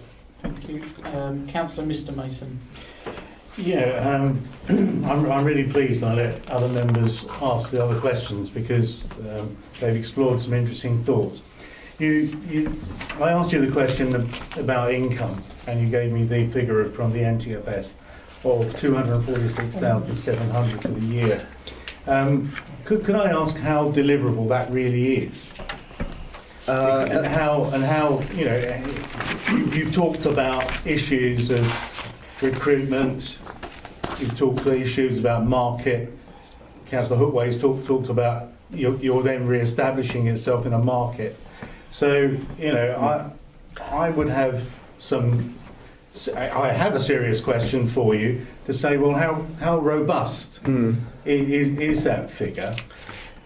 And perhaps you give me your view on that. Yeah, I mean, from the information that I've got from our finance officers, who sort of monitor the incomes as they come in over the year, we're performing pretty well. And I don't know if that's from, obviously, the fee increase that we had for the service in July 2016, I think it was.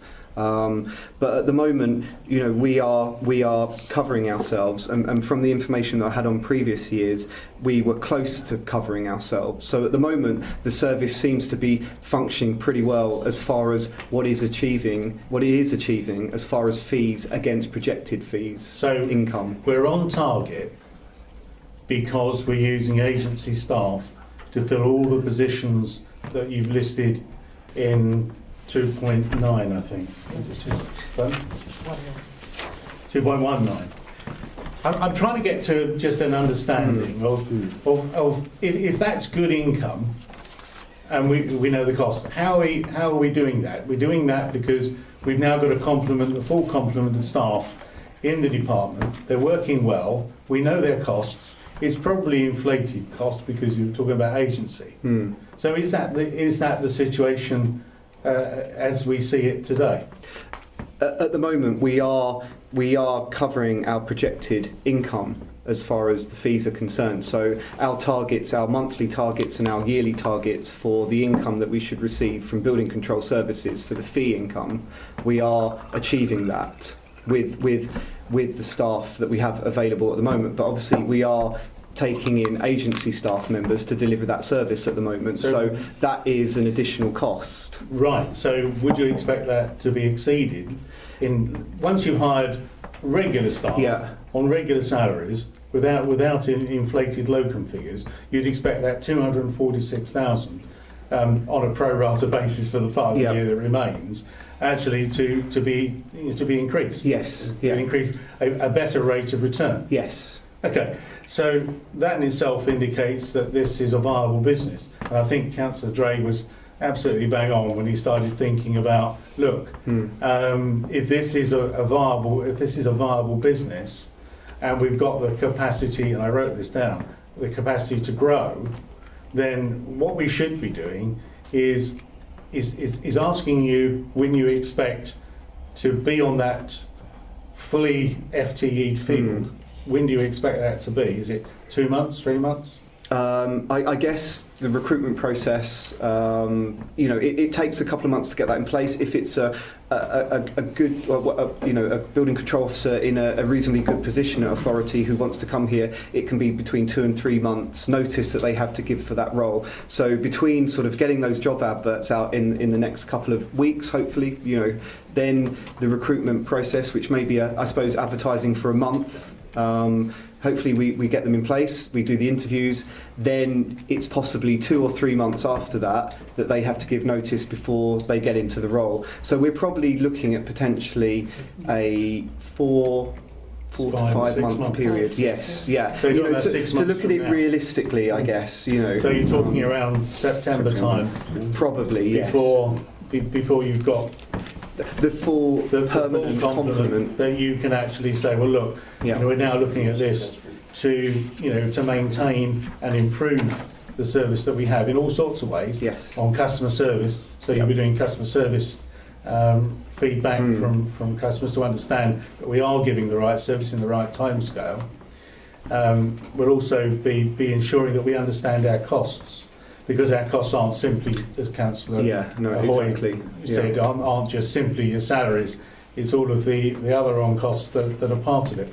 So around October, you should have a pretty good idea of the shape of the future service as you've been given the brief. I suppose, yes, in the sense that with a good wind, we'll have all the permanent staff in place. It will then be for that building control team leader to then look at the strategy and objectives to take that service forward.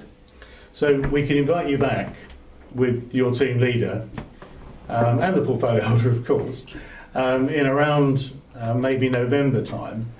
I would have said for it to bed in. I just had this exactly. Can you? Yes. I would have said You've got to it first. I got to it. Yes. We were If I could exactly just interject on that, we have discussed this, going Well, that's what I want to know. No, I mean, we've really been looking into how we're going to bring this forward, because it really is, we're almost starting from zero to some extent. That's the feeling I've had, because the actual service has been so degraded by the fact that with the reorganisation, we lost a lot of the building control staff. We were down to 3. We had 1 permanent sick, and there was a lot of outgoings.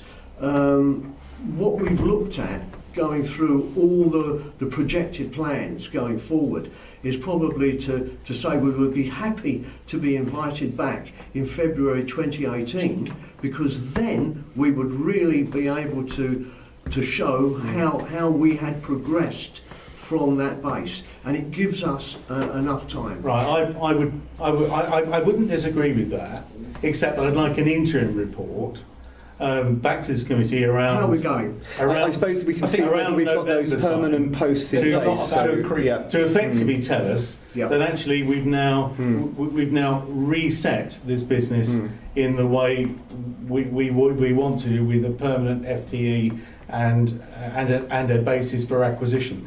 Because if in any way that shape has changed because it can't be done, then some other decisions need to be made. And I think a committee ought to be looking at that to ensure that the right decisions are made in the right timescale. This has rolled on for far too long, as Councillor Hoy said. In fact, I didn't know that a decision had been made. I can honestly tell you that the prior chief executive kept on putting the matter off to the point of friction. So, you should understand that there's been something which has, been of concern to this committee, because we haven't been able to get to it. We're grateful to be able to get to it and to have the opportunity to ask all these questions. But I feel, in terms of a risk perspective, that we should be asking for an interim report in November to see whether or not you've been able to be successful in achieving the immediate plan that you have for recovery, if you like. Although not recovery of income, because you've already put to me the income is fairly robust and resilient. However, at that point in November, you could probably tell us some more about costs, and we could have a real feel for whether it's a profitable business or one that just one that is marginal or whatever. Then, of course, that exercise gives you the opportunity to decide whether how to go forward, to confirm to go forward, and February looks like a proper business case. And I sorry, can I just... Sorry, just one moment, because I had made it... There was a final question that Councillor Hoy had indicated, and everybody kind of jumped in, including myself, so I do apologise. That's okay. Do you just want to ask your last question? Mr Mason. If you can ask your question, we'll make this the last one. It was actually following up on what Councillor Mr Mason was saying, I think, about 10 minutes ago. But was that really 10 minutes ago? Yeah, no. It was a long time ago. It was. I must talk to you afterwards. You must do. Quickly. I forgot now. Right, cost. So the income is holding up even without the staff in place that we need. Are you saying this is holding up on the number of staff, but they are agency workers, or fewer staff than you want in place?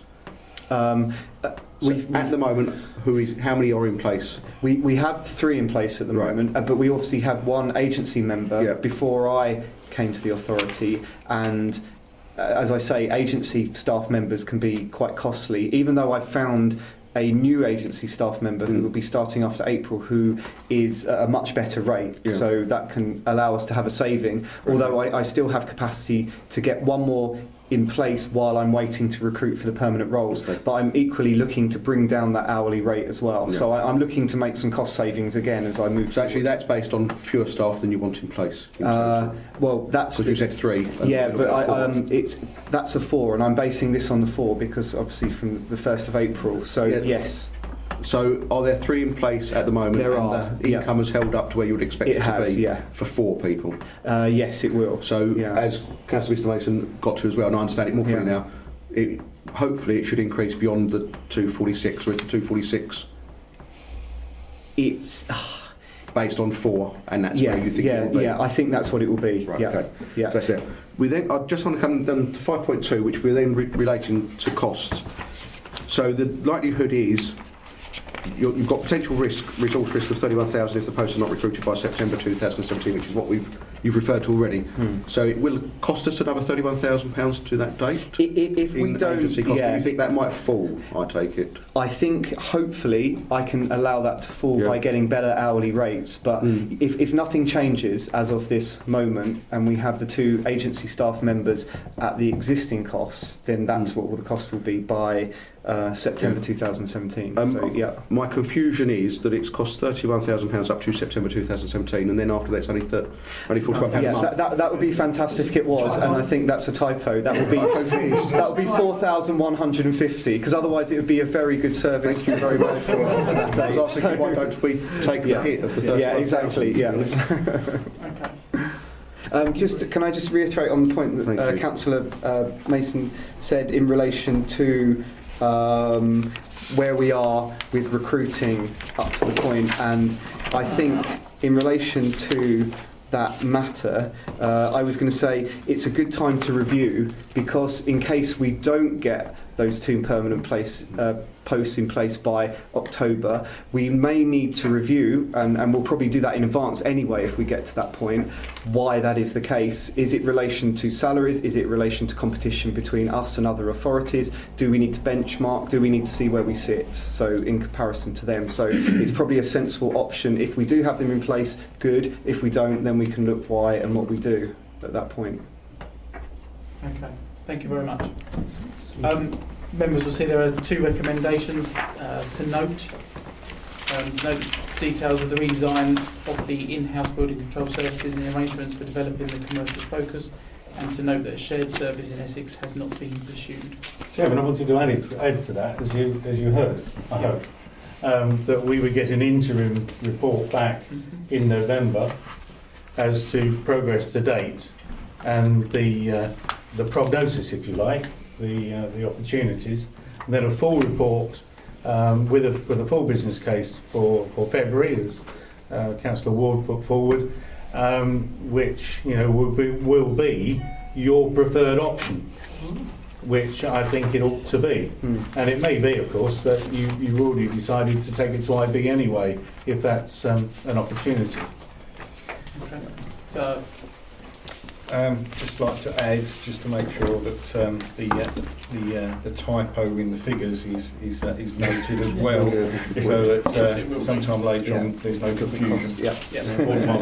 Wasn't we pitching? So there are now 4 recommendations, including those 2 put forward by Councillor Mason regarding the interim report and the full report. Are members happy with those? Very good. Okay, thank you very much.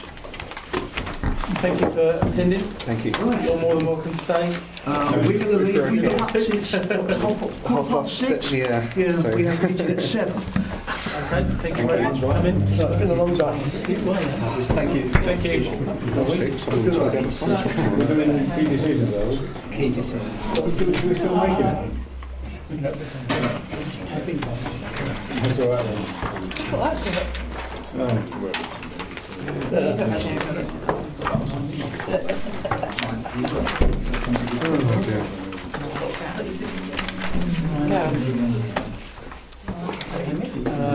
I'll share with members. Does anybody need I'll a share with my copy? colleagues. Key decision. If there is one, can you pass that around to Councillor Schreiber, please? I've got a couple of some Anybody need one? Yeah.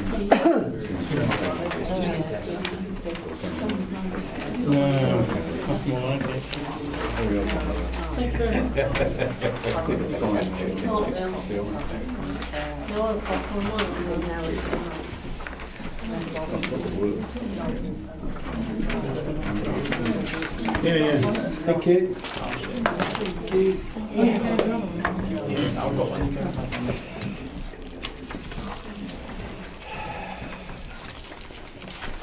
Thank you. Sorry. Thank you very much. That's fine. Just All checking right. something on the key decision sheet is covered. Yeah. Good on it. All right, thank you.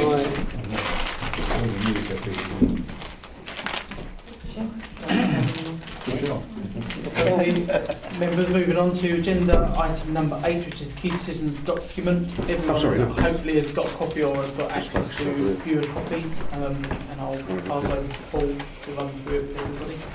Okay, first item 1216, the street scene enforcement policy. That's been there for a while, and it's hoped it will be made by the 31st of March.